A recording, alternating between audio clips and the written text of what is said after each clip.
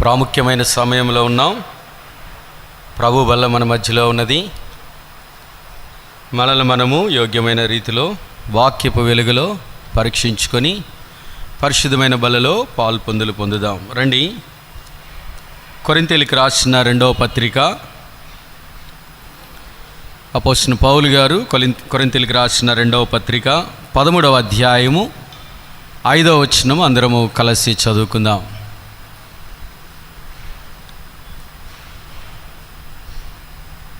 Second Corinthians chapter 13 and verse 5. We reading all together, please. అందరం కలిసి చదువుదాం.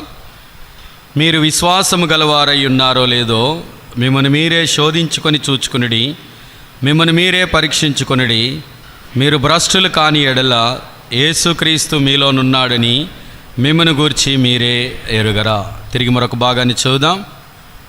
కొరింథీయులకు రాసిన 2వ పత్రిక 4వ అధ్యాయము, Second Corinthians chapter 4 from 16 to 18. We reading all together, please. 16 నుంచి 18 వరకు కలిసి చదువుదాం. 4వ అధ్యాయము 16, 17, 18 వచనాలు కలిసి చదువుకుందాం.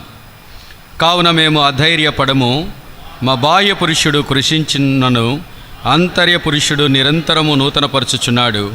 మేము దృశ్యమైన వాటిని చూడక అదృశ్యమైన వాటినే నిదానించి చూచుచున్నాము గనుక క్షణమాత్రముండు మా చులకని శ్రమ మా కొరకు అంతకంతకు ఎక్కువగా నిత్యమైన మహిమాభారమును కలుగజేయుచున్నది.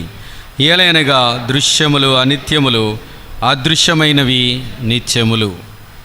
చివరిగా కొరింథీయులకు రాసిన మొదటి పత్రిక 11వ అధ్యాయము 28వ వచనము కలిసి చదువుదాం. కొరింథీయులకు రాసిన మొదటి పత్రిక 11వ అధ్యాయము 28వ వచనము కలిసి చదువుకుందాం. కాబట్టి ప్రతి మనుష్యుడు తను తాను పరీక్షించుకొనవలెను, అలాగు చేసి ఆ రొట్టెని తిని ఆ పాత్రలోనిది త్రాగవలెను. ప్రభు సాయం కొరకు చిన్న ప్రార్థన చేసుకున్నాం. ప్రేమల తండ్రి, పరిశుద్ధమైన దేవ, మహాగణుడా, మహోన్నతుడా, నిత్య నివాసైన తండ్రి, మా ప్రభును మా రక్షకుడైన యేసుక్రీస్తు వారి ఘనమైన నామములో మధ్యాహ్న కాల సమయము మీ సన్నిధికి వస్తున్నాము. ఇశ్రాయేలీయుల యొక్క స్తుతుల మీద ఆసీనుడైనటువంటి మా దేవ, ఈ ఉదయకాల సమయము మా అందరి స్తుతుల మీద మీరు ఆసీనుడై ఉన్నారని, మీరు మాకు ఇచ్చినటువంటి శుభప్రదమైన నిరీక్షణ బట్టి మీకు వందనములు చెల్లిస్తూ ఉన్నాము. తిరిగి నాయన విశ్వాస జీవితంలో మీరు మాకు ఇచ్చినటువంటి ఒక అనుభూతిని బట్టి మీకు వందనములు. మమ్మల్ని మేము సరిచేసుకొని మీ వాక్యపు వెలుగులో, మీ శరీరానికి సాదృశ్యమైన రొట్టెలోను, మీ రక్తానికి సాదృశ్యమైన ద్రాక్షరసంలో మేము పొందటానికి నాయన మీ వాక్యపు వెలుగులో మాకు కావలసినటువంటి హెచ్చరికలను దయచేసి, ఆ హెచ్చరికల ద్వారా నాయన మేము ఆత్మీయమైనటువంటి మేలులు పొంది తిరిగి మమ్మల్ని మేము సరిచేసుకోవడానికి మీరే సహాయపడుము, నడిపించుము. తిరిగి నిలబడుచున్న దాసునే యోగ్యుణ్ణి మీ సెలవు చాటును మరుగుపరుచుకొని మీ ఆత్మ సంచారముతో నడిపించమని శ్రేష్టమైన సమయాన్ని బట్టి మీ వందనములు చెల్లిస్తూ మేము గడిపేటువంటి సమయము మాకెంతో ఆశీర్వాదకరముగాను మీకు మహిమకరముగా ఉండులాగున సహాయపడమని మా ప్రభువును మా రక్షకుడైన యేసుక్రీస్తు వారి ఘనమైన నామములో ప్రార్థించి వేడుకుంటున్నాను తండ్రి. ఆమేన్.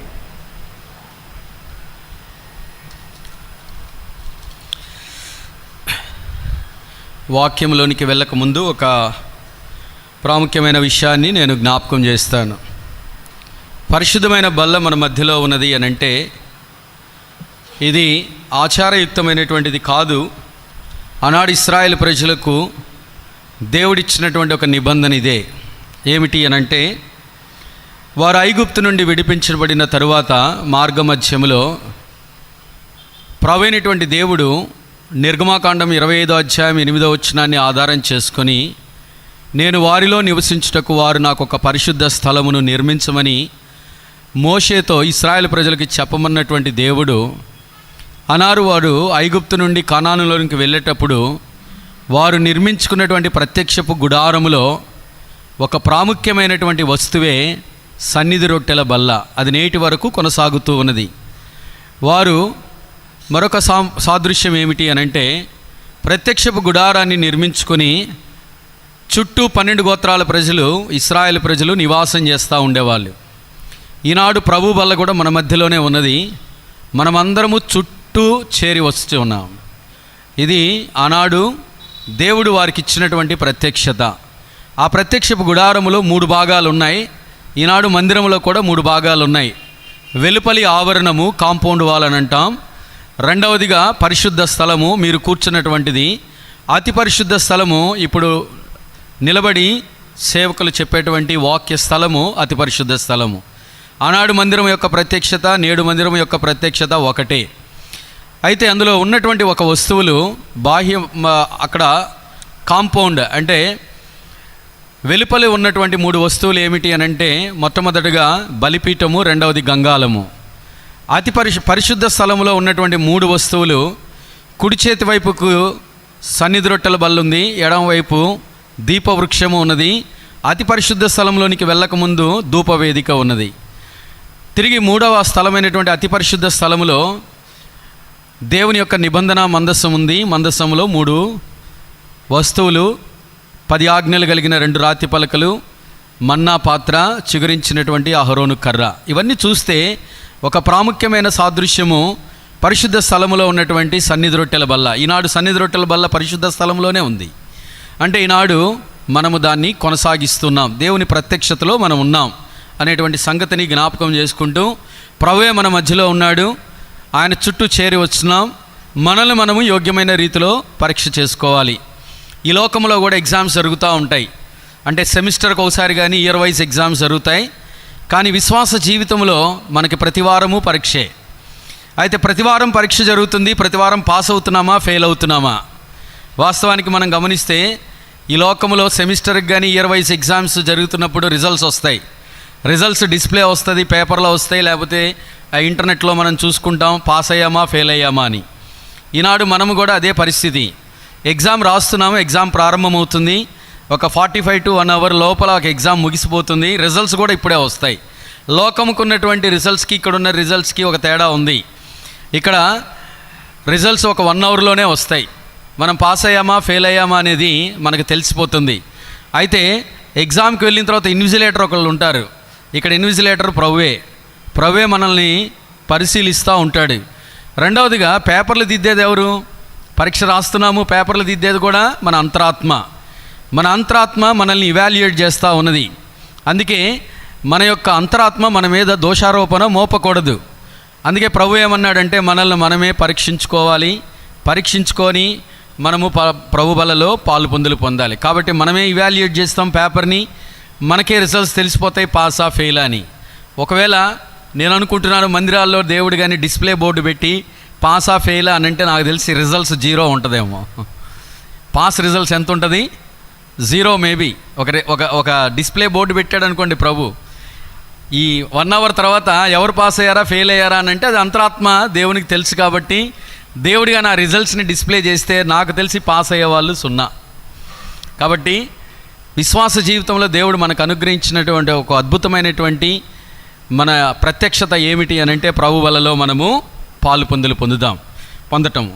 చూడండి, అపోస్తలుడైన పౌలు గారు కొరింథీయులకు రాస్తూ 2 కొరింథీ 13వ అధ్యాయం 5వ వచనము, చివరి అధ్యాయము 5వ వచనం మనం చూస్తే, మీరు విశ్వాసము గలవారై ఉన్నారో లేదో మిమ్మల్ని మీరే శోధించుకొని చూచుకొనుడి, మిమ్మల్ని మీరే పరీక్షించుకొనుడి. మీరు భ్రష్టులు కాని ఎడల యేసుక్రీస్తు మీలోనున్నాడని మిమ్మల్ని గూర్చి మీరే, మనల్ని గూర్చి మనమే ఎరుగుతాము.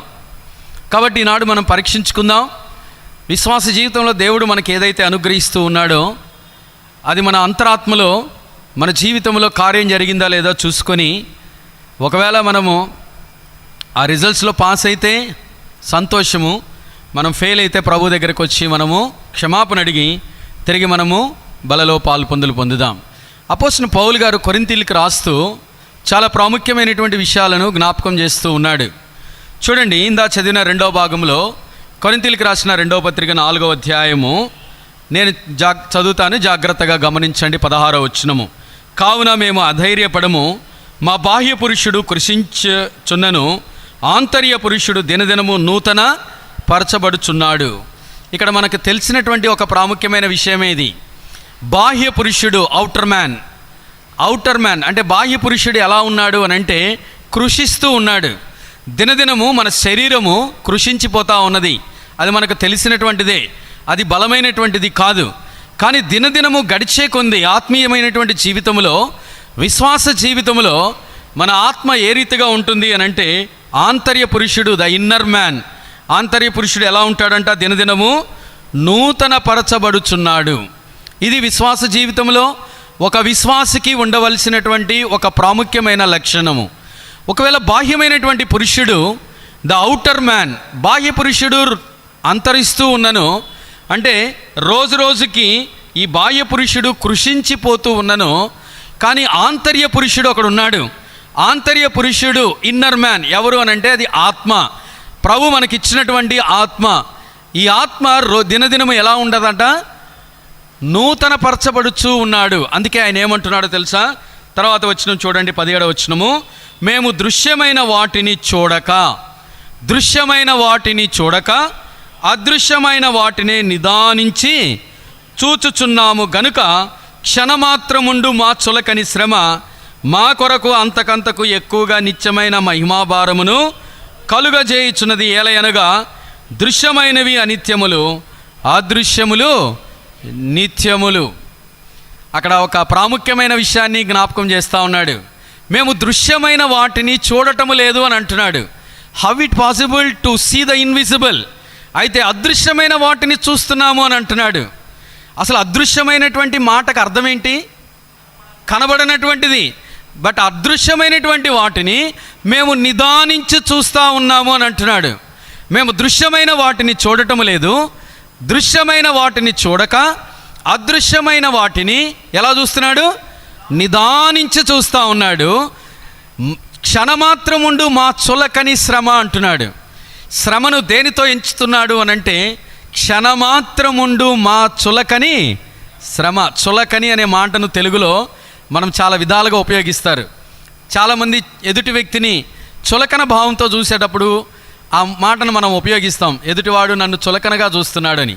కానీ అపోస్తలుడైన పౌలు గారు తన జీవితంలో ఎదురైనటువంటి సమస్యలు ఏవైతే ఉన్నాయో, ఎదురైనటువంటి పోరాటాలు ఏవైతే ఉన్నాయో వాటన్నిటినీ దేనితో చూస్తున్నాడు అంటే క్షణమాత్రముండు చులకని శ్రమ.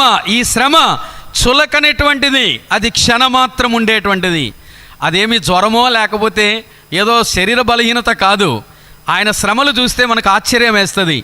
ఇన్ని శ్రమలు తన జీవితంలో పొందినా మేము బాహ్యమైన వాటిని చూడటం లేదు అని అంటున్నాడు. అయితే మేము చూస్తున్నటువంటిది ఏమిటి అని అంటే అదృశ్యమైన వాటిని మేము నిదానించి చూడటం నేర్చుకుంటున్నాం.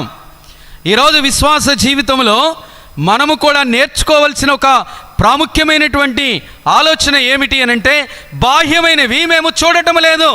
ఏవైతే కనబడుతున్నాయో, ఏవైతే దృశ్యమైనవో, ఏవైతే మా జీవితంలో దేవుడు అనుమతిస్తూ ఉన్నాడో వాటన్నిటిని మేము దృశ్యమైన వాటిని మేము చూడటం లేదు. అయితే అదృశ్యమైనది ఒకటి ఉంది. ఏమిటి అదృశ్యమైనది? దేవుని యొక్క వాగ్దానము, దేవుని యొక్క వాక్యము, అది అదృశ్యమైనటువంటిది. ఒకవేళ మనం ఈ సంవత్సరంలో దేవుడు వాగ్దానం ఇచ్చినాడు అనుకోండి, ఆ వాగ్దానం తీసుకుంటాం. ఆ వాగ్దానం ఎవరికైనా కనబడుతుందా? వాగ్దానం కనబడదు. భవిష్యత్తులో జరిగేది కనబడుతుందా? కనబడటం లేదు. కానీ మనం నమ్ముతున్నాం వాగ్దానాన్ని. అదృశ్యమైనది, రేపేమి జరుగుతుందో మనకు తెలియదు, కానీ వాగ్దానం ద్వారా దేవుడు మాట్లాడుతున్నాడు. ఈరోజు మనం చూడటం లేదు, దాన్ని భవిష్యత్తులో మనము చూడగలుగుతున్నాం. అది అదృశ్యమైన దానిని నిదానించి చూడటము. అందుకే లా ఆఫ్ ఫెయిత్ ఒకటి ఉంది, విశ్వాసం యొక్క నియమము. పరిశుద్ధ గ్రంథములో విశ్వాసము లేకుండా దేవునికి ఇష్టడై ఉండుట అసాధ్యము. It is impossible. అది మనకు అసాధ్యము అని అంటున్నాడు దేవుడు. కాబట్టి విశ్వాస జీవితానికి ఒక నియమం ఒకటి ఉంది, the law of faith. What is the law of faith అని అంటే it divides into 3 aspects. The first thing is the faith begins by hearing. విశ్వాసము దేనితో ప్రారంభమవుతుంది అని అంటే వినటము ద్వారా ప్రారంభమవుతుంది. Sustaining by speaking. అది బ్రతికి ఉంది మన జీవితంలో అని తెలుసుకోవడానికి అది మాట్లాడటం ద్వారా బ్రతికి ఉంది అని తెలుస్తుంది. మూడవదిగా ఫినిష్డ్ బై సీయింగ్. ఎప్పుడైతే మనము చూచటం ద్వారా విశ్వాసము సమాప్తమవుతుంది. ఈ మూడు కూడా these 3 are the faith of law of faith. First one is the faith begins by hearing, వినటము ద్వారా విశ్వాసము ప్రారంభమవుతుంది. పరిశుద్ధ గ్రంథము చాలా స్పష్టంగా మాట్లాడుతున్నటువంటి విషయం ఏంటంటే వినుట ద్వారా విశ్వాసము ప్రారంభమవుతుంది. అది ఎవరి ద్వారా, ఎవరి గూర్చి? యేసుక్రీస్తు ప్రభువారిని గూర్చి మాత్రమే. వినుట ద్వారా విశ్వాసము ప్రారంభమవుతుంది. The faith begins by hearing, sustaining by speaking and finished by seeing. అంటే మన హృదయంలో, మన జీవితంలో అది బ్రతికి ఉంది విశ్వాసం అని ఎప్పుడు తెలుస్తుంది? మాట్లాడటం ద్వారా బ్రతికి ఉందని తెలుస్తుంది. మూడవదిగా ఇట్ ఫినిష్డ్ బై సీయింగ్, చూచటం ద్వారా అది సమాప్తమవుతుంది. ఈరోజు మనము మన జీవితంలో ఈ మూడు చాలా ప్రాముఖ్యమైనటువంటిది. అందుకే అపోస్తలుడు పౌలు గారు అంటున్నాడు, మేము నిదానించి చూస్తున్నాం. వేటిని? అదృశ్యమైన వాటిని నిదానించి చూస్తున్నాం. అసలు అదృశ్యమే కనబడనటువంటిది. How it possible to see the invisible? Invisible అనేటువంటి వాటిని ఎలా చూస్తాము అంటే, ఈరోజు దేవుడు ఒక వాగ్దానం ఇచ్చాడు అనుకోండి. దానికంటే ముందు ఒక చిన్న విషయం చెప్తాను. పరిశుద్ధ గ్రంథము విశ్వాసము అని అంటే ఏదైతే కనబడదో, కనబడన దానిని మనం నమ్మటమే విశ్వాసము. చూచువారు కంటే చూడని వారు ధన్యులు. ఏదైతే మనం వింటున్నామో, ఏదైతే దేవుడు మన గ్రహింపులోనికి వస్తుందో దానిని మనం నమ్మటమే విశ్వాసము. చూడనటువంటి దానిని నమ్మటమే విశ్వాసము. ఒక ప్రాముఖ్యమైనటువంటి ఆలోచన ఈ మధ్యాహ్న కాల సమయంలో నేను జ్ఞాపకం చేస్తాను. అసలు అదృశ్యమైన దానిని నిదానించి మనం ఎలా చూడాలి? ఎందుకంటే దృశ్యములు అనిత్యములు, అదృశ్యములు నిత్యమైనటువంటిది. కనబడినటువంటి దేవుని వాగ్దానము, దేవుని వాక్యము ఏదైతే ఉన్నదో, సపోజ్ మనము బైబిల్ చదువుతూ ఉన్నాం, పరిశుద్ధ గ్రంథం చదువుతున్నామంటే మన తలంపు ఎలా ఉంటుంది? దేవుడు మనతో మాట్లాడుతున్నాడు. ఒక మాట అడుగుతాను, దేవుని స్వరం నువ్వు ఉంటున్నావా? దేవుడు మాట్లాడుతున్నాడు అని చెప్పుకుంటున్నాం, నిజముగానే దేవుని స్వరం మనకు వినపడుతుందా? వినపడట్లా. కానీ మన హృదయంలో ఏమనుకుంటున్నాం? దేవుడు మనతో మాట్లాడుతున్నాడు. ఇది విశ్వాసము. దేవుడు మాట్లాడుతుంది, కనపడటం లేదు. కానీ దేవుడు అదృశ్యమైనటువంటి దేవుడు, దృశ్యమైనటువంటి ఈ వాక్యము ద్వారా దేవుడు మనతో మాట్లాడుతూ ఉన్నాడు. అంటే అందుకే ఆయన అంటున్నాడు, అదృశ్యమైన వాటిని మేము చూడటము మానేసామని అంటున్నాడు. అదే 2 కొరింథీ 4:14 ఒక చిన్న మాట ఉంది. ఏంటది?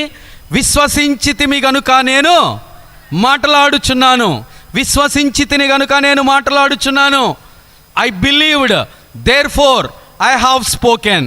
నేను దృశ్యమైన వాటిని చూడటం లేదు, అదృశ్యమైన వాటిని నిదానించి చూస్తూ ఉన్నాను. ఎందుకు తెలుసా? నేను విశ్వసించి తిని గనుక నేను మాట్లాడి తిని. నేను విశ్వాసం ఉంది కాబట్టి నేను మాట్లాడుతున్నాను అని అంటున్నాడు. నేను ఇందాకనే చెప్పాను, లా ఆఫ్ ఫెయిత్లో 3 ఉన్నాయి. మొట్టమొదటిది the faith begins by hearing, sustaining by speaking and finished by seeing. చూచటము ద్వారా సమాప్తమవుతుంది. అయితే ఏ రీతిగా మనం చూడాలి? ఒక చిన్న ప్రాముఖ్యమైన విషయాన్ని చెప్తాను. దేవుడు వాగ్దానం ఇచ్చినాడు అనుకోండి, ఇది దేవుని వాగ్దానం, ఈ సంవత్సరం మనం తీసుకున్నాం. ఈ దేవుని వాగ్దానాన్ని ఎలా విశ్వసించాలి అని అంటే, నేను చూసినటువంటి ఈ వాగ్దానము, చదివినటువంటి ఈ వాగ్దానము నా హృదయంలో ఒక పిక్చర్ని నేను ముందుగానే చూసేశాను. విశ్వాసము ద్వారా అది జరుగుతుంది.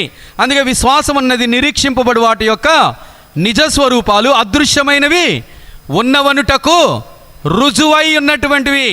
విశ్వాసమున్నది నిరీక్షింపబడు వాటి యొక్క నిజస్వరూపాలు, అదృశ్యమైనవి ఉన్నవనుటకు రుజువులు. రేపేం జరుగుతుందో మనకు తెలియదు, కానీ దేవుడు వాగ్దానం ఇచ్చినాడు. ఆ వాగ్దానం ఇప్పుడు మన హృదయంలో భద్రంపరుచుకొని ఆత్మ ద్వారా మన వాగ్దానాన్ని, భవిష్యత్తులో జరిగేటువంటి దాన్ని ముందుగానే మనం ముద్రించుకుంటున్నాం. ఎక్కడ ముద్రించుకుంటున్నామంటే ఆత్మలో ముద్రించుకుంటున్నాం.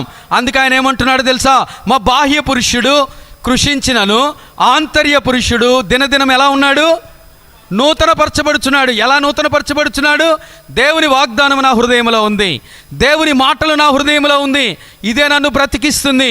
భవిష్యత్తులో నువ్వు ఏదైతే చూడగలుగుతున్నావో, భవిష్యత్తులో నీ జీవితంలో ఏదైతే జరగబోతుందో, దేవుడిచ్చినటువంటి వాగ్దానమును నీ హృదయంలో ముద్ర వేసుకొని దాన్ని ముందుగానే నీవు చూడటము, అదే అదృశ్యమైన దాన్ని ఆయన ఏమంటున్నాడు?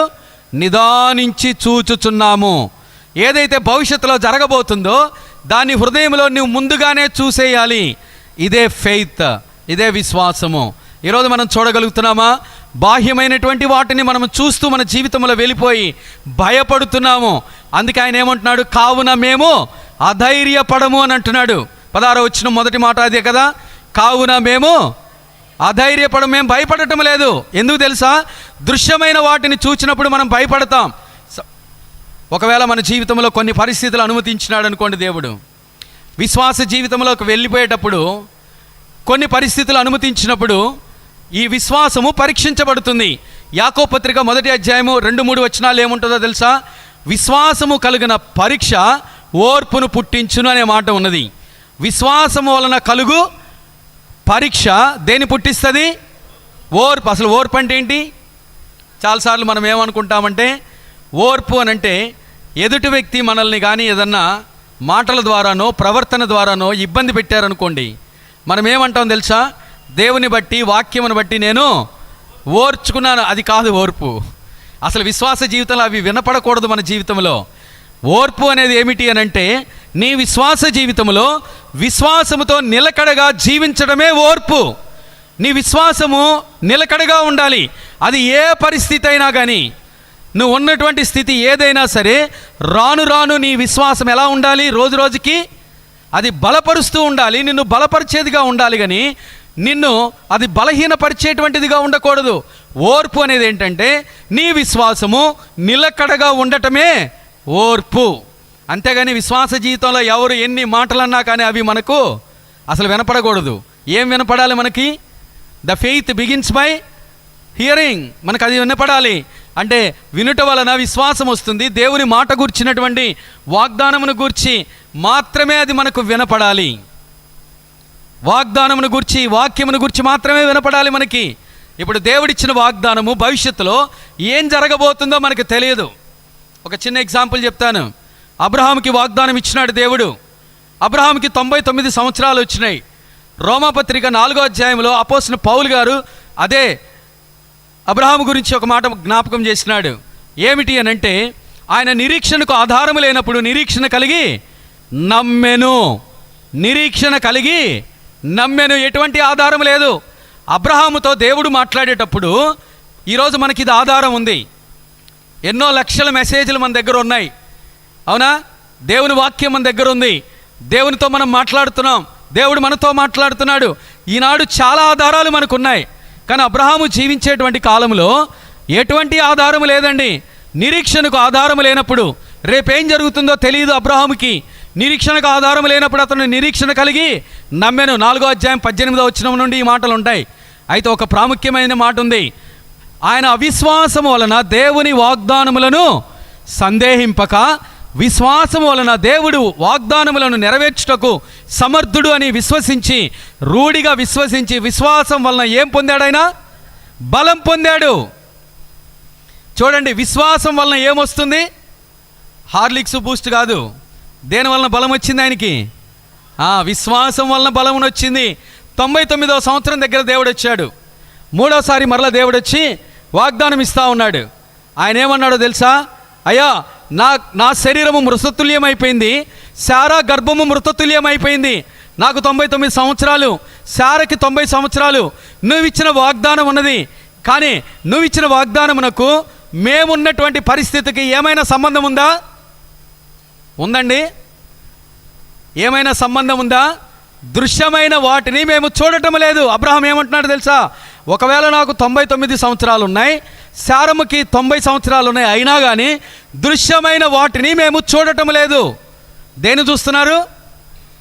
అదృశ్యమైన దాన్ని నిదానించి చూస్తూ ఉన్నారు. ఇంకా ఆయన వెయిట్ చేస్తానే ఉన్నాడు. దేని కొరకు? దేవుడిచ్చినటువంటి వాగ్దానము తన జీవితంలో నెరవేర్పులోనికి రావటానికి. అందుకే ఆయన ఏమన్నాడు తెలుసా? దేవునితో అనలేదు, అయ్యా నువ్వు ఇచ్చిన వాగ్దానమునకు నేనున్నటువంటి సంబంధమునకు, నేనున్న పరిస్థితికి ఏమీ సంబంధం లేదయ్యా, ఈ వాగ్దానం నెరవేర్చబడుతుందా అని ప్రశ్నించలేదు దేవుణ్ణి. ఏమన్నాడో తెలుసా? ఒకవేళ నా శరీరం మృతతుల్యమైపోయింది, శారా గర్భము మృతతుల్యమైపోయింది, అయినా సరే నువ్వు ఇచ్చిన వాగ్దానమును నేను విశ్వసిస్తున్నాను. ఎందుకు తెలుసా? 25 సంవత్సరాల క్రితం నువ్వు ఇచ్చిన వాగ్దానం ఎక్కడ పెట్టుకున్నాడు? ఆయన హృదయంలో దాచిపెట్టుకొని దాన్ని ముద్రించుకున్నాడు. ఆయన చూచాడు ఆ వాగ్దానమును. అదే అదృశ్యమైన వాటిని నిదానించి చూడటము. దేవుడిచ్చినటువంటి వాగ్దానము 25 సంవత్సరాల క్రితం తన హృదయంలో పెట్టుకొని ముద్రించుకొని ఆయన చూశాడు కాబట్టి మేము దృశ్యమైన వాటిని చూడటం లేదంటున్నాడు అబ్రాహాము కూడా. దృశ్యమైన వాటిని చూడక అదృశ్యమైన వాటిని నిదానించి చూస్తూ ఉన్నాం. అందుకే ఈ క్షణమాత్రముండు చులకని శ్రమ, క్షణమాత్రముండు చులకని శ్రమ గురించి మేము ఆలోచించడం లేదు. ఎందుకంటే దృశ్యమైనవి ఏంటివి? అనిత్యములు, అదృశ్యములు నిత్యమైనటువంటివి. దేవుడిచ్చినటువంటి వాగ్దానము నిత్యమైనటువంటిది, దేవుని యొక్క వాక్యము నిత్యమైనటువంటిది. ఇది మన హృదయంలో ముద్రించుకుంటే, నువ్వేదైతే భవిష్యత్తు గురించి నువ్వు ముద్రించుకొని నీ ఆత్మలో చూడగలిగితే నీ భవిష్యత్తులో ఆ కార్యం నీ జీవితంలో జరుగుతుంది. మరొకసారి జ్ఞాపకం చేస్తాను, దేవుడిచ్చినటువంటి వాగ్దానముని నీ హృదయంలో ముద్రించుకొని దానిని నువ్వు చూడగలిగితే భవిష్యత్తులో నీ జీవితంలో అది కార్యరూపములో జరుగుతుంది.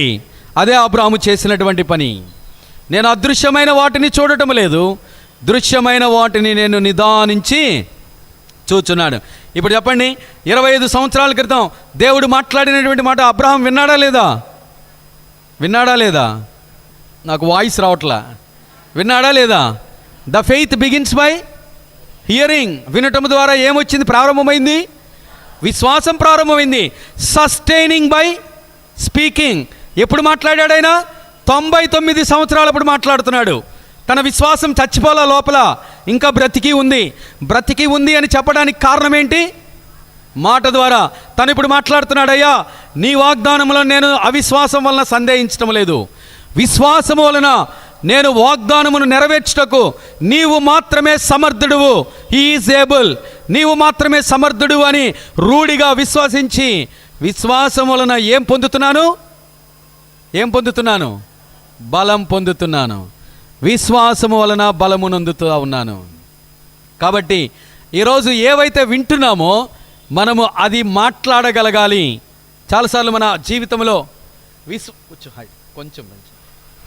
విశ్వాస జీవితంలో మనం గమనించినట్లయితే చాలాసార్లు మన నోటి నుండి వచ్చేటువంటి మాట అవిశ్వాసపు మాటలు వస్తాయి. మనము మన బిడ్డల్ని కానీ మనతో ఉన్న వారిని కానీ ఏం చెప్తాం తెలుసా? ఇది జరగదులే, నీకు అంత కెపాసిటీ లేదు, నీకు అంత క్యాపబుల్ లేదు అని అంటాము. మనమే అంటాము. కొన్నిసార్లు మన జీవితంలో ఏమంటాం తెలుసా? నేనున్న పరిస్థితికి దేవుడిచ్చినటువంటి వాగ్దానమునకు అసలు ఏం సంబంధం లేదు. ఇది జరుగుతుందా అని అంటే అసలు నా జీవితం ఎలా వెళ్తుంది, ఒకవేళ దేవుడిచ్చిన వాగ్దానం ఎటుపోతుందో అసలు అది నాకు మ్యాచ్ అవుతుందా? ఇలాంటి అవిశ్వాసపు మాటలు మాట్లాడతాం. కానీ విశ్వాస జీవితంలో అలాంటిది కాదు. మనం మాట్లాడే ప్రతి మాట కూడా విశ్వాసం మీద ఆధారపడి మాట్లాడాలి. The faith sustaining by speaking. అది బ్రతికి ఉంది మన జీవితంలో అని చెప్పడానికి మాటలే కారణము. మాట్లాడాలి. దేవుడిచ్చిన వాగ్దానమును విశ్వాసముతో నా జీవితంలో నెరవేరుస్తాడు. నేను ఒక చిన్న దైవ సేవకుని గురించి చెప్తాను. ఎడిబోయి అని ఆయన నైజీరియన్ పాస్టర్. ఈరోజు నైజీరియాలో ఒక గొప్ప దైవ సేవకుడు ఎడిబోయి. ఆయన పేరు ఎడిబోయ్. ఆయన ఒక చిన్న ఉద్యోగం చేసేవాడు యవ్వన కాల జీవితంలో. ఆయన ఉద్యోగం చేసేటప్పుడు ఎక్కడ ఉండేవాడంటే రోడ్డు పక్కన ఒక టార్పాన్ పట్టేసుకొని అక్కడ నివాసం చేస్తూ ఉండేవాడు. టార్పాన్ పట్ట గట్టిగా ఉంటుంది కదా, అదంటే ఒక షెల్టర్, గుడారం వేసుకొని గుడారంలో ఉంటాడు. పెళ్ళయింది, తన భార్య, ఒక చిన్న బాలుడు పుడతాడు, కుమారుడు. ఈ ముగ్గురు కలిసి ఆ టార్పాన్ పట్ట కిందే ఉంటారు. కిందేమో కటికమైనటువంటి నేల, ఏమీ లేదు. కింద నేల, పైన టార్పాను, లోపల వీళ్ళు ముగ్గురు జీవిస్తూ ఉండేవాళ్ళు. రోజు ఆయన ప్రార్థన చేసుకుంటూ ఉండేవాడు. ఏమనంటే, అయ్యా నా విశ్వాస జీవితంలో నేను 3 పూట్ల తినటానికి నేను అడిగేటువంటి అర్హత నాకు లేదు, కానీ దేవా నాకు అయితే ఒక పని చెయ్యి. నేను తృప్తిగా మేము ముగ్గురం తినటానికి కావలసినటువంటి ఆహారము, మా పిల్లవాడికి పాలు పట్టడానికి కొంచెం డబ్బులు, మేము ఎక్కడైనా నివాసం చేయడానికి ఒక చిన్న ఇల్లు మాకు ఇవ్వయా అని ప్రార్థన చేసుకుంటూ ఉండేవాడు కొన్ని సంవత్సరాల నుంచి. ఎంతో విశ్వాసము జీవితంలో తన దేవుని మీద ఆధారపడుతూ వెళ్ళాడు. అయితే తన జీవితంలో ప్రార్థన చేసుకుంటూ వెళ్ళినాడు. ఒకరోజు ఇలాగనే ప్రార్థన చేసి పడుకున్నాడు. దేవుడు మాట్లాడటం ప్రారంభించినాడు. ఏమని ప్రారంభించినాడంటే, ఎడిబోయ్ నువ్వేంటయ్యా, నిన్ను ఈ దేశానికి కరెంట్ ఇద్దామని అనుకుంటున్నాను, నీ ద్వారా ఈ దేశానికి నేను ఎడ్యుకేషన్ ఇద్దామనుకుంటున్నాను, నువ్వేంటయ్యా ఇంకా ఇలా చిన్నవి అడుగుతున్నావు అని దేవుడు మాట్లాడుతూ ఉన్నప్పుడు ఈయన ఉలిక్కిపడి లేచినాడంట. లేచి పైన చూస్తే ఏముంది? పైన ఏం కనబడుతుంది? టార్పాన్ పట్ట కనబడుతుంది. కింద ఏం కనబడుతుంది? నేల కనబడుతుంది. ఆయన ఏమన్నాడో తెలుసా? అయ్యా, నేనున్న పరిస్థితికి నువ్వు ఇచ్చినటువంటి మాటకు, వాగ్దానమునకు ఏం సంబంధం లేదు. ఒక చిన్న టార్పాన్ పట్ట కింద జీవించేటువంటి నన్ను అంత గొప్పగా చేస్తావని ప్రశ్నించలేదు దేవునిది. అయ్యా, నువ్వు మాట్లాడావు కదా, ఈ మాట ఖచ్చితంగా నా జీవితంలో నెరవేర్చబడుతుందని ఈరోజే నేను ప్రకటన చేస్తున్నాను. ఆ విశ్వాసాన్ని నా జీవితంలో ముద్ర వేసుకుంటున్నాను అన్నాడు. ఈరోజు ప్రపంచంలోనే ఒక పెద్ద మందిరానికి ఆయన నిర్మించి ఒక సేవా జీవితంలో ఉన్నాడు. ఆయన ఉద్యోగం వదిలేశాడు, దేశానికి ఎడ్యుకేషన్ ఇచ్చినాడు, కరెంట్ ఇచ్చాడు, దేశానికి కావలసినవన్నీ ఇచ్చాడు. ఈరోజు ఆయన మందిరం ఎంత ఉంటుందో తెలుసా? 1.5 కిలోమీటర్ నుంచి 3 కిలోమీటర్ షెడ్ ఎక్స్టెండ్ చేశారు. Can you imagine? 3 kilometers shed అంటే you go and search in the social media. ఈరోజు అన్ని సోషల్ మీడియాలో ఉన్నాయి. మనం వెళ్ళి ఎడిబోయ్ అని టైప్ చేస్తే చాలు, కావలసిన ఇన్ఫర్మేషన్ వస్తుంది. ఎన్ని కిలోమీటర్ల మందిరం తెలుసా shed? The 15 million peoples are sitting together and worship with God. 15 million people ఒకే చోట కూర్చొని దేవుణ్ణి ఆరాధిస్తున్నారు. ఈరోజు ఆయన ఉన్న పరిస్థితికి దేవుడిచ్చినటువంటి వాగ్దానమునకు ఏమీ పొంతన లేదు. కానీ దృశ్యమైన వాటిని ఆయన చూడలేదు, అదృశ్యమైన వాటిని నిదానించి చూచాడు. దేవుడిచ్చిన వాగ్దానమును ముద్ర వేసుకున్నాడు, తన ఆత్మలో చూశాడు. ఈరోజు ఫెయిత్ బిగిన్స్ బై హియరింగ్. దేవుడు నీ ఏదైతే మాట్లాడుతున్నాడో ఆ మాటల ద్వారా విశ్వాసాన్ని ప్రకటన చేయడానికి ప్రయత్నం చేయి. ఒకవేళ నీ హృదయంలో అది బ్రతికి ఉంది అని తెలుసుకోవడానికి నీ మాటల ద్వారానే, నువ్వు మాట్లాడే ప్రతి మాటలో నీ విశ్వాసం కనపడాలి, నీ క్రియల ద్వారా విశ్వాసం కనపడాలి. క్రియలు లేనటువంటి విశ్వాసము దేనితో సమానము? మృతమైనటువంటిది. నీవు జీవించుచున్నావన్న పేరే కానీ నీవు మృతుడవే. ఈరోజు మన జీవితంలో విశ్వాసము ద్వారా దేవుని మీద ఆధారపడితే ప్రతి మాట కూడా విశ్వాసంతో మనం ప్రకటన చేస్తూ ఉండాలి. పరిశుద్ధ గ్రంథంలో ఒక వ్యక్తిని నేను చూపించబోతున్నాను. ఆ వ్యక్తి తన జీవితంలో దేవుడిచ్చిన వాగ్దానమును ముద్ర వేసుకున్నాడు. లోపల ఆత్మలో చూశాడు. నేను ఇందా నుంచి ఒక మాట చెప్తున్నాను, నువ్వు అదృశ్యమైన వాటిని నీ హృదయంలో ముద్రించుకొని నీవు కానీ చూడగలిగితే భవిష్యత్తులో నీ జీవితంలో ఆ కార్యాన్ని నువ్వు బాహ్యంగా చూడగలుగుతావు. నీ జీవితంలో దేవుడు ఇశ్రాయేలు ప్రజలకు ఒక వాగ్దానం ఇచ్చినాడు. ఏమిటి అనంటే, మీరందరూ నేను కానానుకు తీసుకువెళ్తాను అని.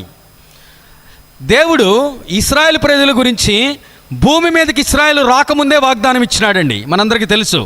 ఎవరికి ఇచ్చినాడు వాగ్దానము? అబ్రహాముకి ఇచ్చాడు. ఏమనిచ్చాడు? అబ్రహాము ఉన్న కాలంలో ఇశ్రాయేలు ఇంకా రాలేదు, అంటే వారి గర్భములో నుంచి ఇంకా రాలేదు. అబ్రహాము నుంచి ఇస్సాకు రావాలి, ఇస్సాకు నుంచి ఎవరు రావాలి? యాకోబు రావాలి. యాకోబు నుండి ఎంతమంది వస్తారు? 12 గోత్రాలు రావాలి. ఇప్పుడు ఇంకా రాలేదు. అబ్రహాముకి దేవుడు వాగ్దానం ఇచ్చాడు. చాలా ఆశ్చర్యకరమైనటువంటి కార్యం ఏంటో తెలుసా?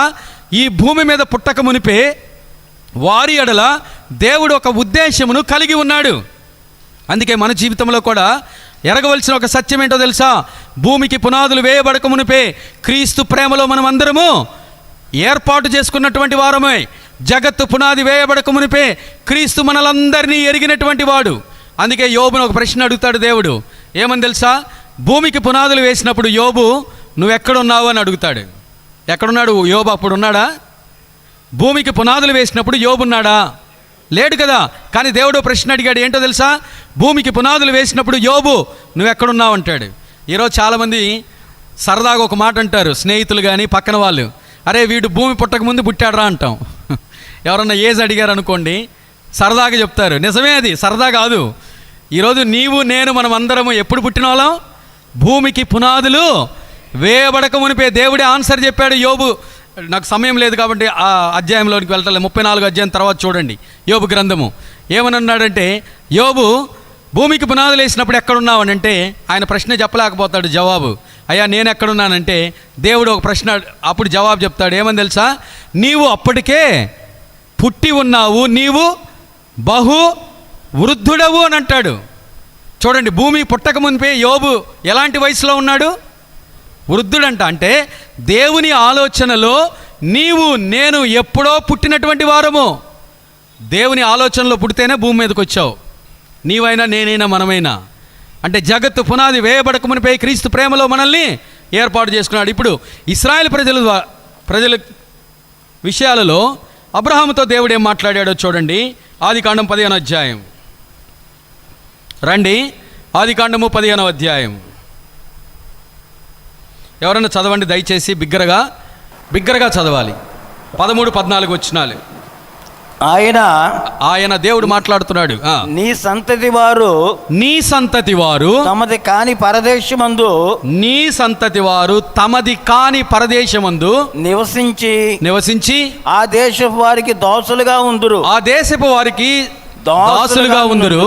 వారు 400 ఏండ్లు వీరికి శ్రమ పెట్టుదురు. వీరు ఎవరికి దాసులవుదురో ఆ జనమునకు నేనే తీర్పు తీర్చుదును. తరువాత వారు మిక్కిలి ఆస్తితో బయలుదేరి వచ్చెదరు. ఎవరి గురించి చెప్పారు ఈ మాట? ఇశ్రాయేలు పైన వచనాలు తర్వాత మీరు చదవండి. ఇశ్రాయేలు గురించి చెప్తున్నాడు. ఏమని చెప్తున్నాడు తెలుసా? ఆయన నీ సంతతి తమది కాని దేశంలో, అంటే ఏ దేశం అది? ఐగుప్తులో. నీ సంతతి తమది కాని దేశంలో ఎలా నివసిస్తారు? ఇశ్రాయేలు బానిసలుగా నివాసం చేశారు. ఎన్ని సంవత్సరాలు?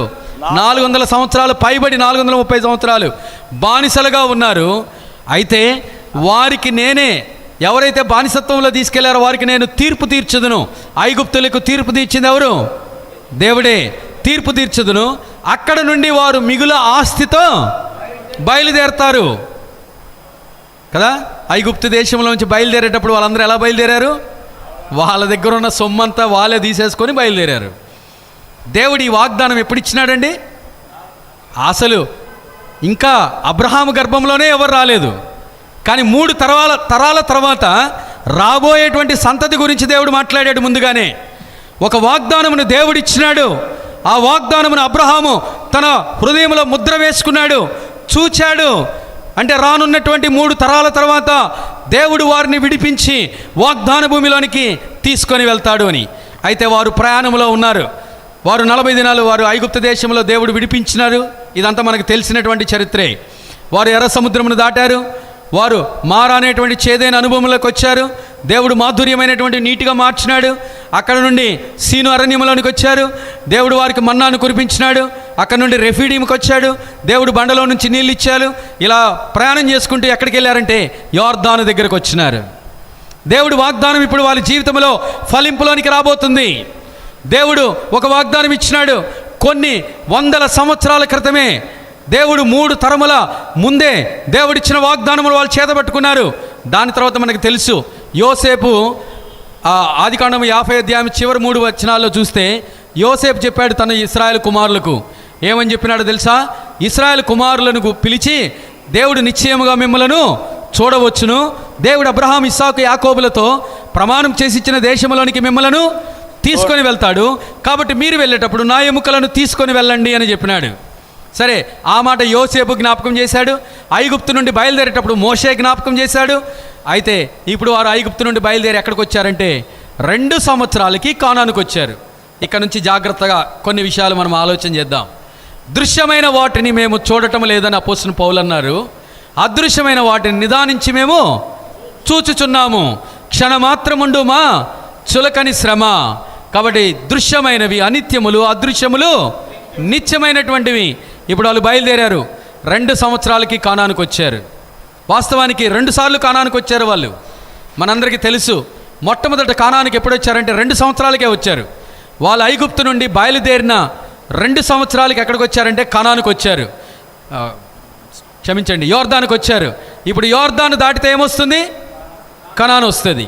యోర్దాను దాటితే కనాను వస్తుంది. అంటే యోర్దాను దాటిన తర్వాత కొన్ని దినాల ప్రయాణంలో కనాను చేరతారు వాళ్ళు. 2 సంవత్సరాలకు వాళ్ళు వస్తారు. ఇప్పుడు దేవుడు అక్కడ నిలబెట్టించి దృశ్యమైన వాటిని చూడటానికి దేవుడు వారిని పంపించినాడు. 12 మంది వేగులు వారిని పంపించాడు దేవుడు. మోషేతో చెప్తాడు, 12 గోత్రకర్తలను 12 మందిని యోర్దాను దాటి కనానుకు పంపించు, అక్కడ వేగు చూడటానికి పంపించమన్నాడు. 12 మంది అక్కడికి వెళ్ళి వేగు చూసి వస్తారు. వేగు చూసి వచ్చినప్పుడు మనందరికీ తెలుసు 10 మంది ఏం సమాచారం తెచ్చారు? చెడ్డ సమాచారం తెచ్చారు. ఇద్దరు మంచి సమాచారాన్ని తీసుకొచ్చినారు.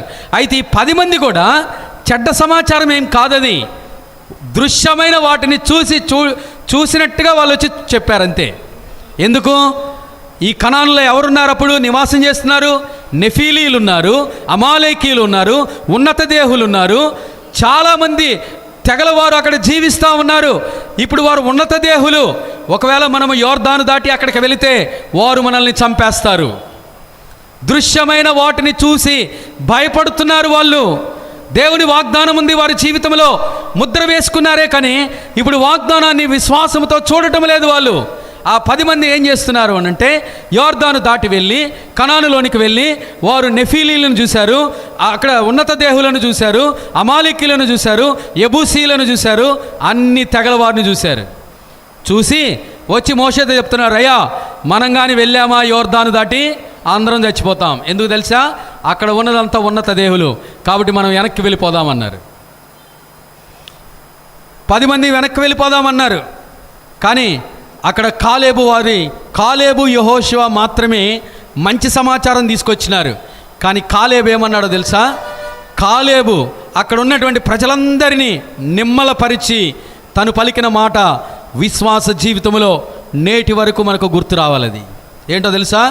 Faith begins by hearing, sustaining by speaking and finished by seeing. విశ్వాసము వినటము ద్వారా ప్రారంభమవుతుంది. ఒక స్లోగన్ మన జీవితంలో ఈ రోజు నుంచి గుర్తుపెట్టుకోవాలి. నేనైతే గుర్తుపెట్టుకుంటాను. ఎందుకు తెలుసా?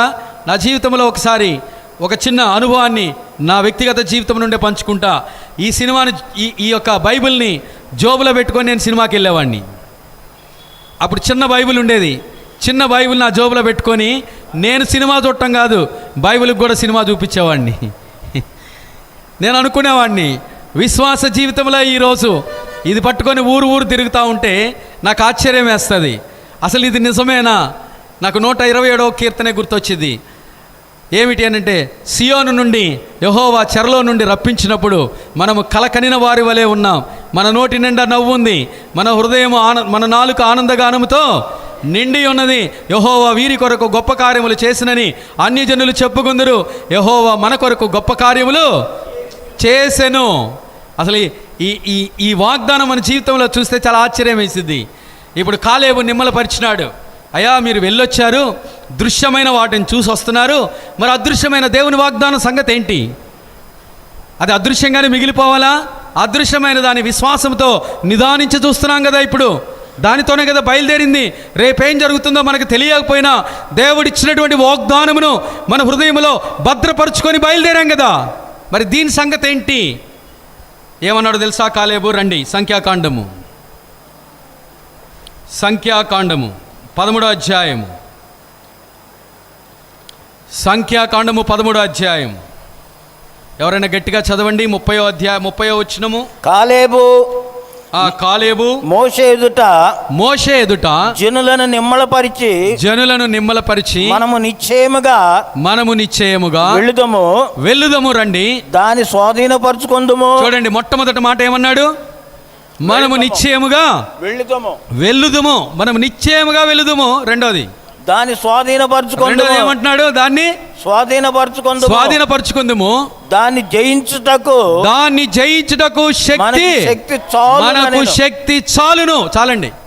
ఇది విశ్వాస జీవితం. దేవుడిచ్చిన వాగ్దానం ఎక్కడ ముద్రపరుచుకున్నాడు? ఆయన హృదయంలో ముద్రపరుచుకున్నాడు. హృదయంలో ఆయన చూసేశాడు. ఏం చూశాడు? కనాను చూసేశాడు. ఆయన ఎప్పుడు చూశాడు? అదృశ్యమైన దానిని ఎలా చూశాడు? నిదానించి చూడాలి. ఇంకా యాకోబు పత్రికలోకి వెళ్తే దేవుని వాక్యం ఎలా చూడాలి? తేరి చూచి అని మాట రాయబడి ఉంది. ఎలా చూడాలంట దేవుని వాక్యము? దేవుని వాగ్దానం ఎలా చూడాలి? దాన్ని అర్థం చేసుకోవడానికి ఒక మాట చెప్పనా? పెళ్లి చూపులకి వెళ్తే ఎలా చూస్తారు? తేరి చూచి అంటే అదే మాట.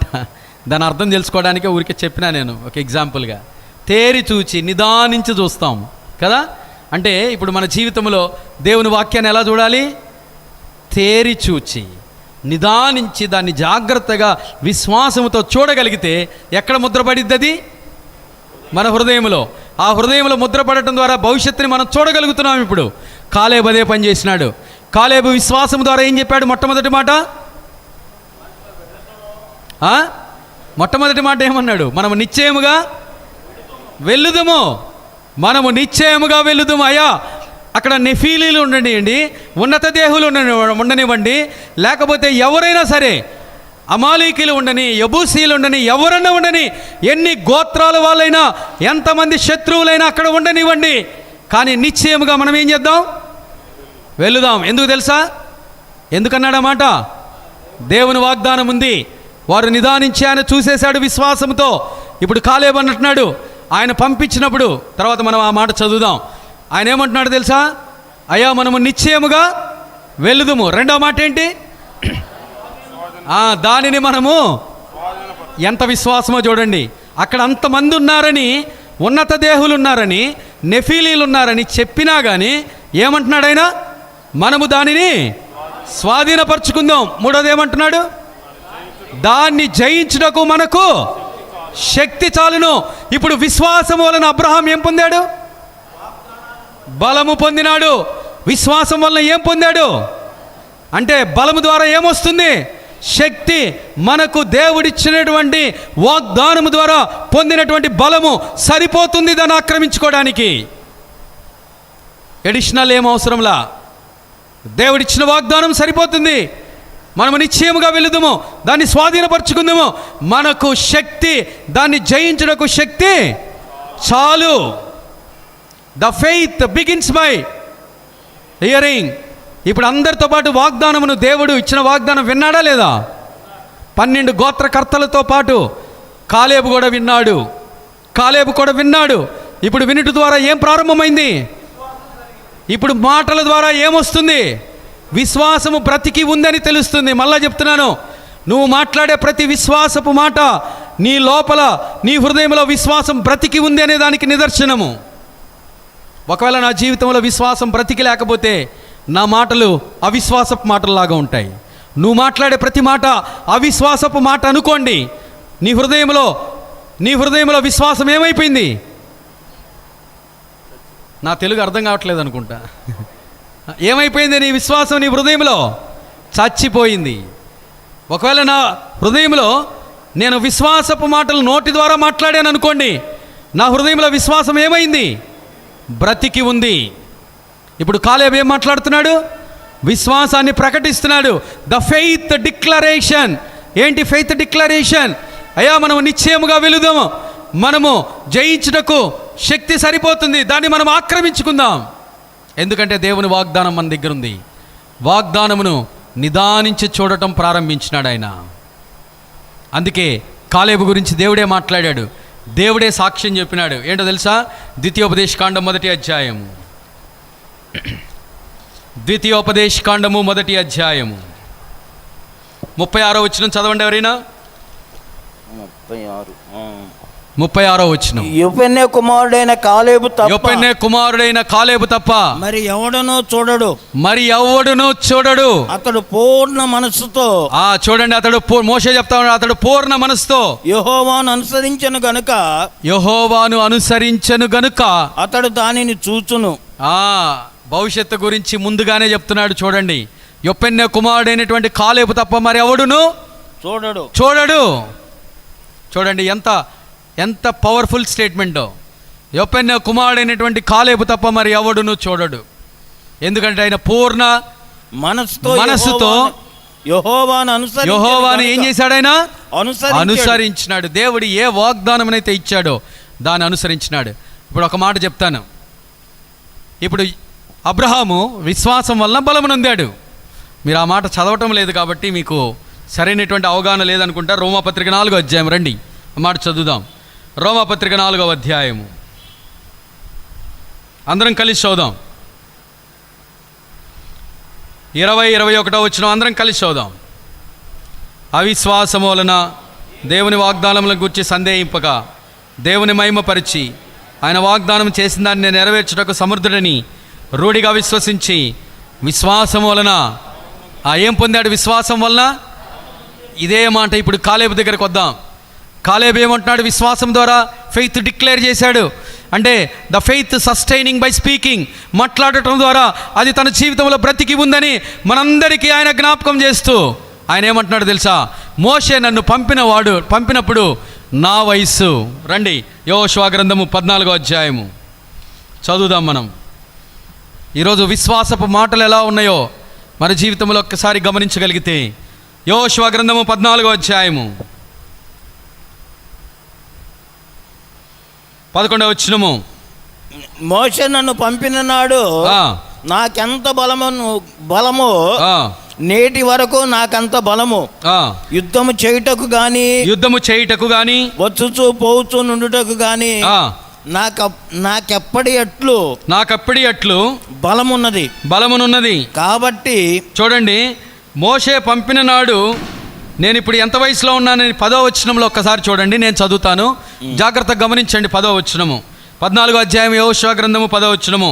యెహోవా చెప్పినట్లు యెహోవా మోషేకు ఆ మాట సెలవిచ్చినప్పటి నుండి ఇశ్రాయేలు అరణ్యములో నడిచిన ఈ 45 ఏండ్లు ఆయన నన్ను సజీవునిగా కాపాడి ఉన్నాడు. ఇదిగో నేను ఇప్పుడు 85 ఏండ్ల వాడనైతిని.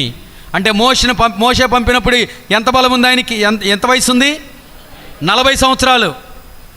మోషే మొట్టమొదటగా వేగు చూడటానికి పంపించినప్పుడు ఎంత వయసు ఉంది ఆయనకి? 45 సంవత్సరాలప్పుడు ఏం మాట్లాడాడు ఆయన? ఏం మాట్లాడాడు? విశ్వాసం ద్వారా నిశ్చయముగా మనము వెళ్ళుదుము, దానిని మనము స్వాధీనపరుచుకుందాము, దాన్ని ఆక్రమించుటకు, దాన్ని జయించుటకు మనకు శక్తి. ఎప్పుడు మాట్లాడాడు ఈ మాట? 45 సంవత్సరాలు. ఇప్పుడు ఆయన వయసు ఎంత ఉంది అంటే 45 సంవత్సరముల క్రితం దేవుడిచ్చినటువంటి వాగ్దానమును గురించి ఆయన మరలా మాట్లాడుతున్నాడు. ఈ 85 సంవత్సరములు 40 సంవత్సరములప్పుడు నాకు ఎంత బలం ఉందో నేటి వరకు నాకు అదే బలం ఉంది. ఏ బలం అది? నా బాహ్య పురుషుడు కృషించిపోయినను నా ఆంతర్య పురుషుడు దినదినము నూతన పరచబడుతూ ఉన్నాడు. ఇది బాహ్యమైనటువంటి బలము కాదు, శరీరమును కూర్చినటువంటి బలము కాదు, విశ్వాసము ద్వారా ఆత్మ పొందినటువంటి బలము. ఆయన ఏమంటున్నాడో తెలుసా? ఏ బలము నా పొందుతున్నాను? నా బాహ్య పురుషుడు 85 సంవత్సరాలకు ఎలా ఉంటాడండి? బలం ఉంటుందా నిజంగా? 40 సంవత్సరాలు ఉన్నప్పుడు బలము 85 సంవత్సరంలో ఉంటుందా? లేదు. ఆ వయసు అప్పుడు ఎవరైనా యుద్ధానికి వెళ్తారా? వెళ్ళరు. అసలు యుద్ధానికి వెళ్ళడానికి ముందు రూల్స్ కూడా ఒప్పుకోవు, యుద్ధానికి వెళ్ళరు. కానీ ఆయన ఏమంటున్నాడు తెలుసా? యుద్ధము చేయటానికి కానీ పోవచ్చు కానీ నాకిప్పుడు అంత బలం ఉంది అని అంటున్నాడు. ఏ వయసులో? 80. At the age of 85 he declared the faith declaration. ఏమిటి అని అంటే, నాకు 40 సంవత్సరములప్పుడు మోషే నన్ను పంపినప్పుడు ఎంత బలం ఉన్నదో నేటి వరకు నాకు అంత బలం ఉంది. నా వయసు ఇప్పుడు 85 సంవత్సరములు. నా బాహ్య పురుషుడు నాకు కృషించి పోయినను నా ఆంతర్య పురుషుడు దినదినము నూతనపరచబడుచున్నాడు. ఉందా ఈ విశ్వాసం మన జీవితంలో? ఈరోజు మనము ఫెయిత్ డిక్లేర్ చేస్తున్నామా? విశ్వాసాన్ని ప్రకటిస్తున్నామా? ఏ వాగ్దానము దేవుడు మనకిస్తున్నాడో ఆ వాగ్దానం మన జీవితంలో ముద్ర వేసుకుంటున్నామా? నేను అనుకునేవాడిని చనిపోయే లోపల నా జీవితంలో పరిచర్యలోకి వచ్చినప్పుడు నేను ఒక్క మాట అనుకునేవాడిని విశ్వాసముతో.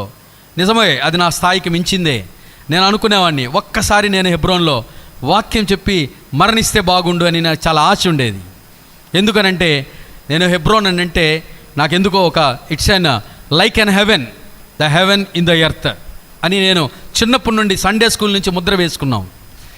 నేను అనుకునేవాడిని నా జీవితంలో ఒక్కసారి నేను చనిపోయే లోపల ఈ పరిచర్యలో ఎప్పుడన్నా హెబ్రోన్లో వాక్యం చెప్తే బాగుండని. 25 వాచ్ నైట్ సర్వీస్ నేను హైదరాబాద్లో పరిచర్య చేశాను. 25 వాచ్ నైట్ సర్వీసు అందరితో పాటు నేను వాగ్దానం తీసుకున్నాను. ఆ వాగ్దానము సరే నేను ప్రార్థన చేసుకుంటూ వచ్చినాను.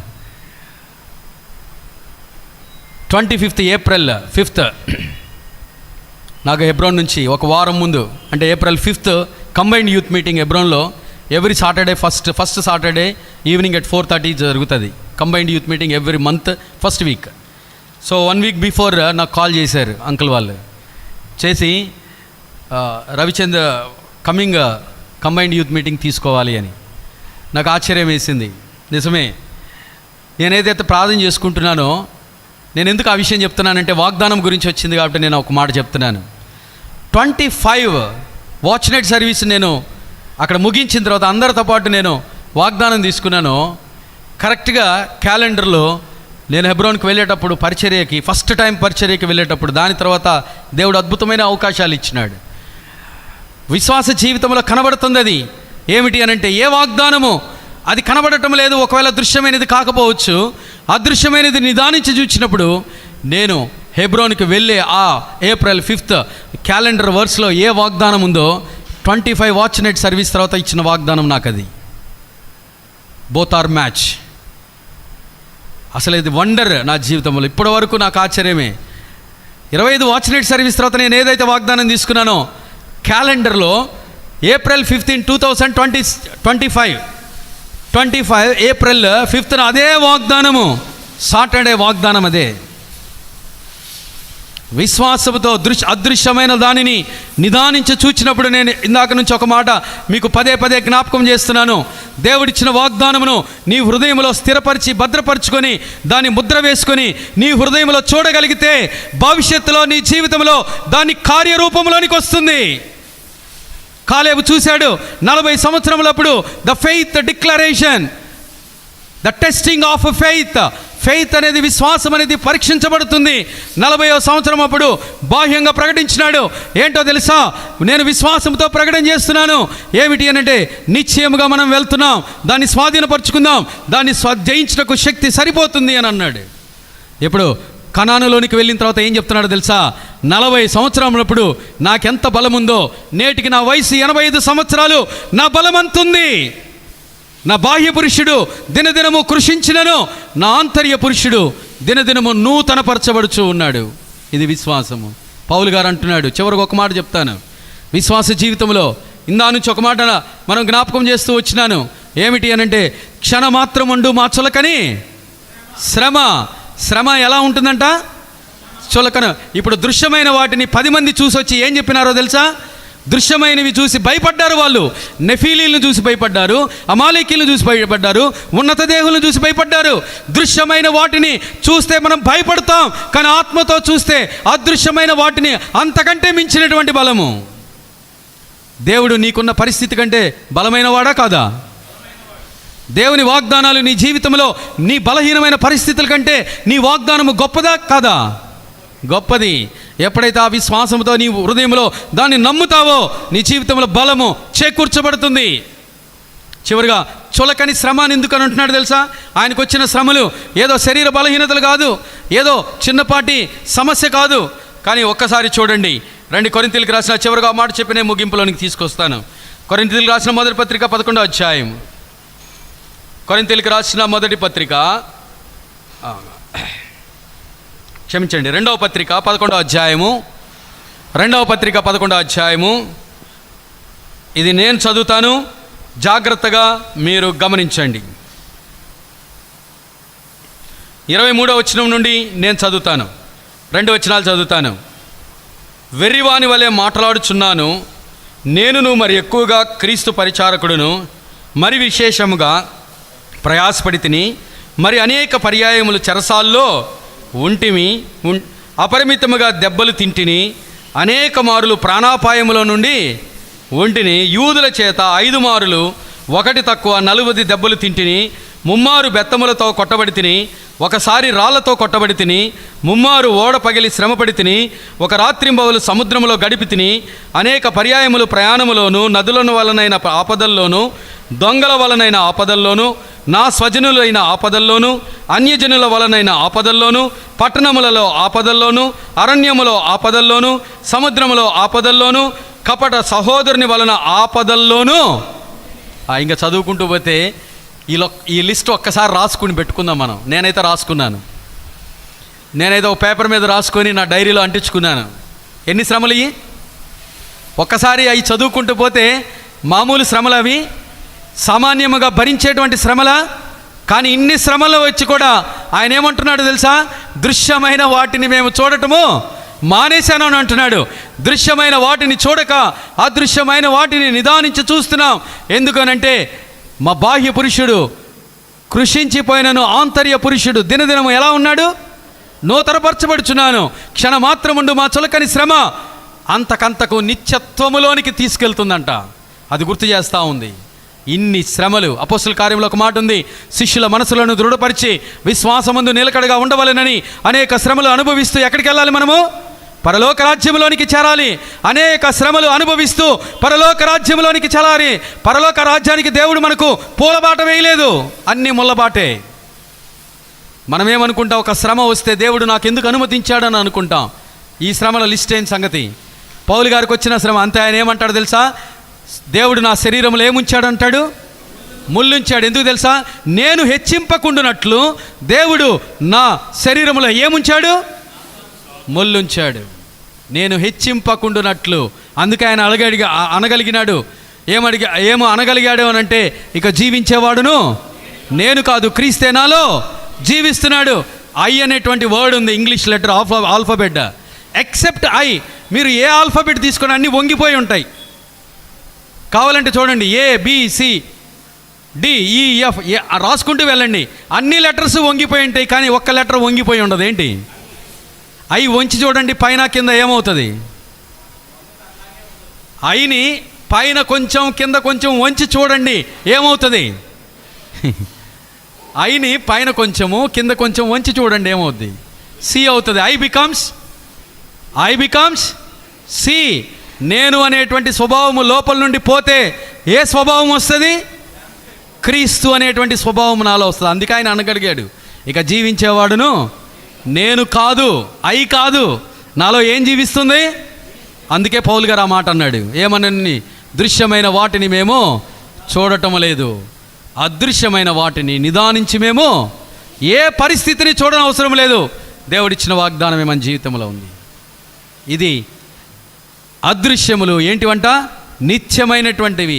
వాగ్దానము నిత్యమైనటువంటిది. 45 సంవత్సరముల తర్వాత కాలేబు తన జీవితంలో యోర్దాను దాటి కనానుకు వెళ్ళిన తర్వాత ఆయన చెప్తా ఉన్నాడు. అందుకే ఆ తరముల వారిలో ఇద్దరు కానానికి వెళ్ళారు, కాలేబు, యెహోషువ. ఇప్పుడు కాలేబు ఫెయిత్ డిక్లరేషన్ చేస్తున్నాడు. కాబట్టి what is the law of faith? The faith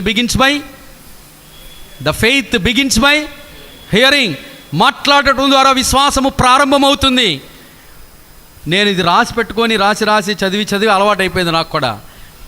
విశ్వాసము దేనితో ప్రారంభమవుతుంది? వినటం ద్వారా విశ్వాసము ప్రారంభమవుతుంది. మాట్లాడటం ద్వారా బ్రతికి ఉందని అర్థమవుతుంది. మనకే అర్థం అవ్వాలి, నా జీవితంలో విశ్వాసం ఉందా, చచ్చిపోయిందా? The faith sustaining by speaking, and the third one finished by seeing. ఇప్పుడు చెప్పండి, కాలేబు విన్నాడా? విని విశ్వాసము వచ్చిందా తన జీవితంలో? ఇప్పుడు మాట్లాడటం ద్వారా విశ్వాసం బ్రతికి ఉందని చూపించినాడా మనకు? ఇప్పుడు వాగ్దాన భూమిలోకి వెళ్ళిన తర్వాత చూశాడా లేదా? వాగ్దానాన్ని చూశాడా లేదా?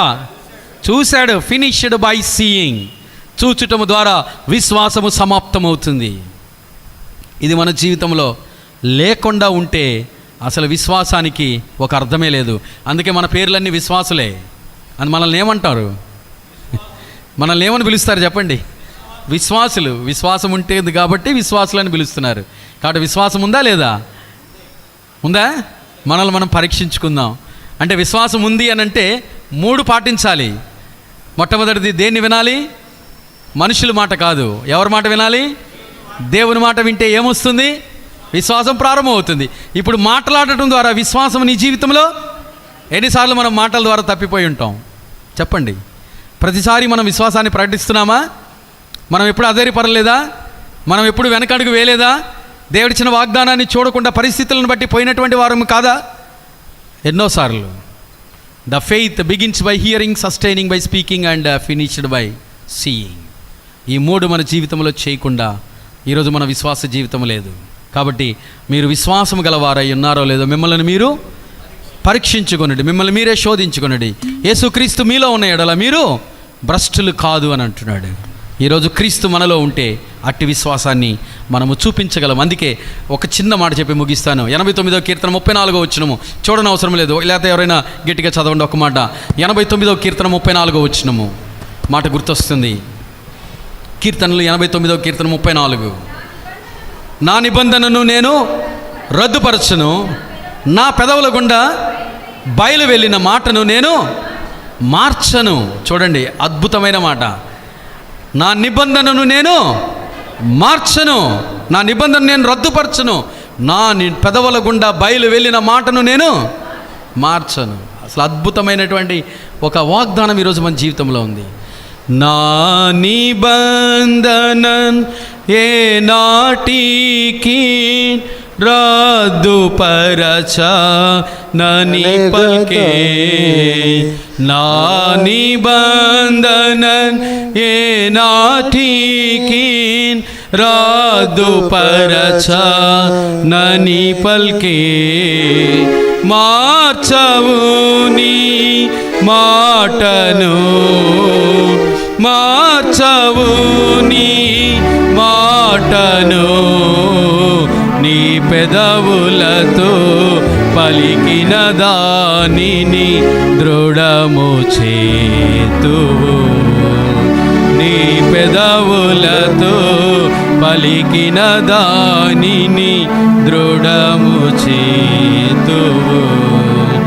కృపాతిశయముల్ ఓ నా యెహోవా, నిత్యమున్ కీర్తింతును. తరతరములకు నీ విశ్వాస్యత తెలియజేసేదవు. ఆయన పెదవుల గుండా ఏ మాట్లాడతాడో దాన్ని వెనుకకు తీసుకోడు. ఆయన నిబంధనను రద్దుపరచాడు. విశ్వాసము ద్వారా దాన్ని మనము స్వతంత్రించుకోవాలని దేవుడు ఈ మధ్యాహ్న కాల సమయంలో ఆ రీతిగా మన జీవితంలో విశ్వాసం ఉందో లేదో మనల్ని పరీక్షించుకొని యోగ్యమైన రీతిలో బలలో మనం పాలు పొందుదాం.